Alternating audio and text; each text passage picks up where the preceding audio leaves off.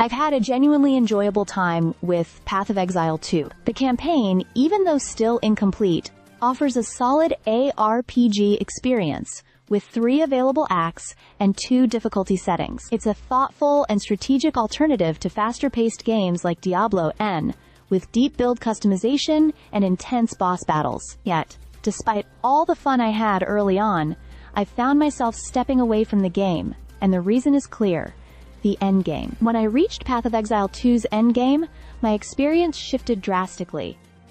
The explorative map concept initially felt exciting, but quickly turned punishing. Death became a major frustration, as it wasn't just about losing progress. You'd lose your waystone access, and sometimes the ability to continue down a particular path altogether. If you die once on a map, it's game over for that run.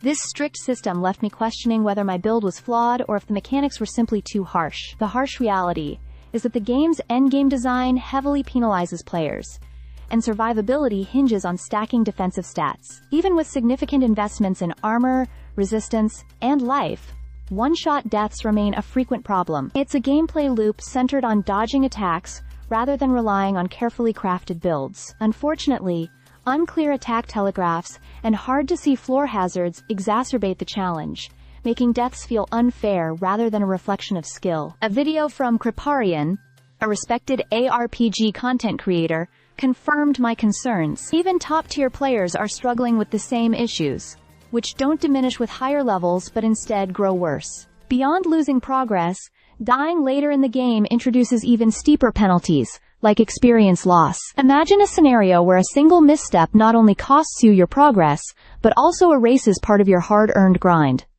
This comparison to Elden Ring's punishing mechanics feels apt but misplaced in a game like this. While the campaign has its moments of brilliance, such as its demanding early boss fights, the endgame feels disproportionately challenging. For now, I've stepped away, hoping developer Grinding Gear Games takes community feedback seriously and implements meaningful changes. The early access label gives hope for future improvement, but as it stands, the endgame in Path of Exile 2 doesn't match the rewarding, strategic fun the campaign offered. Until then, I'll be waiting, and maybe diving back into Path of Exile 1 to enjoy a more forgiving experience. Stay subscribed for more videos.